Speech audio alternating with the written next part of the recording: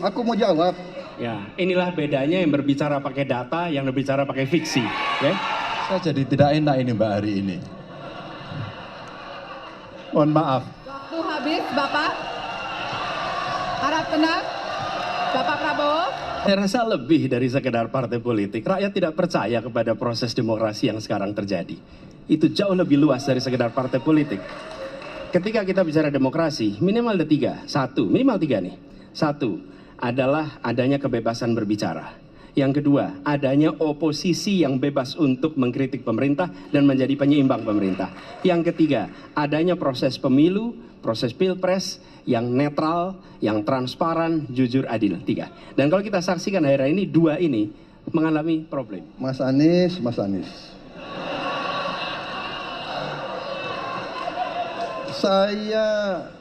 Saya berpendapat Mas Anies ini agak berlebihan.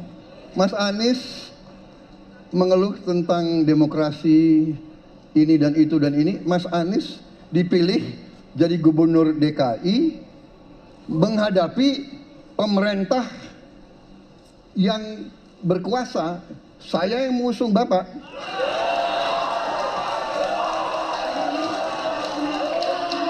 Kalau demokrasi kita tidak berjalan, tidak mungkin Anda jadi gubernur.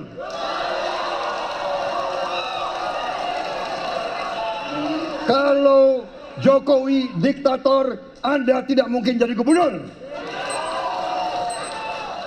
Saya waktu itu oposisi, Mas Anies. Anda ke rumah saya, kita oposisi, Anda terpilih. Waktu habis, Bapak. Harap tenang. Bapak Prabowo. Baik, para pendukung, kami mohon untuk tenang, para pendukung. Membuat masyarakat bisa menilai. Karena itu oposisi itu penting dan sama-sama terhormat. Sayangnya tidak semua orang tahan untuk berada menjadi oposisi. Okay? Seperti sampaikan Pak Prabowo tidak tahan untuk menjadi oposisi. Apa yang terjadi? Beliau sendiri menyampaikan bahwa tidak berada dalam kekuasaan membuat tidak bisa berbisnis, tidak bisa berusaha. Karena itu harus berada dalam kekuasaan. Kekuasaan lebih dari soal bisnis, kekuasaan lebih dari soal uang, kekuasaan soal kehormatan untuk menjalankan kedaulatan rakyat. Baik, waktu Anda Baik. habis Bapak. Terima Kami kasih. mohon sekali lagi kepada para hadirin yang berada di halaman KPU. Ditahan dulu. Baik, Pak Prabowo, Bapak mohon maaf. Prabowo. Bapak, mohon maaf. Waktu sudah Nanti habis. Waktu ada sudah kesempatan. habis. Ya. Baik. Hadir. Setiap satu keluarga miskin kita kasih kesempatan satu anaknya sampai ke perguruan tinggi. Karena itulah yang akan membongkar dan kemudian memberikan ruang pekerjaan yang jauh lebih banyak kepada mereka. Maka peran-peran inilah yang mesti kita dorong. Kawasan industri Kendal sudah bekerja sama dengan 100-an lebih sekolah vokasi. Sesudah Bapak mendengar bahwa ternyata pencalonan persyaratannya bermasalah secara etika, pertanyaan saya, apa perasaan Bapak ketika mendengar bahwa ada pelanggaran etika di situ? Intinya adalah bahwa keputusan itu final dan tidak dapat dirubah. Ya, saya laksanakan. Ya, dan kita ini bukan anak kecil, Mas Anies. Ya. Anda juga paham, ya. Sudahlah, ya. Sekarang begini, intinya rakyat yang putuskan, rakyat yang menilai. Kalau rakyat tidak suka Prabowo dan Gibran, nggak usah pilih kami, saudara-saudara sekalian. Dan saya tidak takut tidak punya jabatan, Mas Anies. Sorry ya.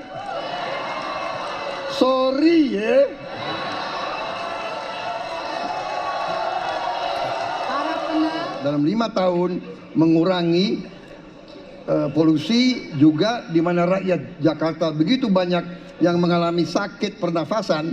Jadi saya kira kalau kita dengan gampang menyalahkan angin, hujan dan sebagainya, ya mungkin tidak perlu ada pemerintahan kalau begitu, ya. Inilah bedanya yang berbicara pakai data, yang berbicara pakai fiksi. Okay? Ini pakai data. Jadi ketika ditentukan, ya memang ada sumber polutan dari dalam kota. Tapi kalau sumber polutan itu hanya dari dalam kota, maka Pak pakai logika sederhana sekali. Jumlah motor dari hari ke hari sama, jumlah mobil dari hari ke hari sama. Maka harusnya angka polusinya sama setiap waktu. Betul tidak?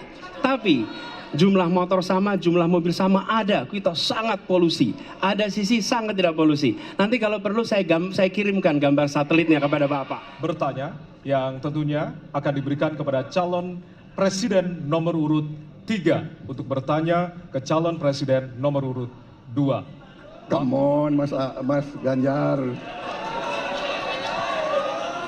Ya, jadi saya tadi katakan, saya merasa bahwa saya yang sangat keras membela hak asasi manusia. Nyatanya orang-orang yang dulu ditahan, tapol-tapol, yang katanya saya culik, sekarang ada di pihak saya membela saya, saudara-saudara sekalian.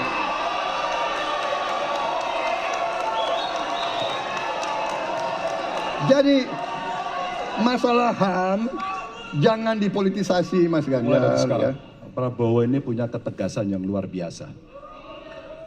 Luar biasa. Tapi sayang pada dua jawaban ini sama sekali tidak punya ketegasan itu. Kenapa saya sampaikan? Pertanyaan saya sebenarnya satu. Apakah kalau Bapak jadi presiden akan membuat pengadilan HAM? Pertanyaan nomor kedua, apakah Bapak bisa menemukan, menunjukkan, membantu pada keluarga agar kemudian mereka bisa berziarah? Dua ini sama-sama tidak dijawab. Maka kalau kemudian saya boleh meminta, kalau saya jadi presiden, Pak, saya akan bereskan ini, Pak. Agar kemudian dalam kontestasi pilpres berikutnya, ini tidak akan muncul lagi karena presidennya tegas menuntaskan pekerjaan itu pada eranya.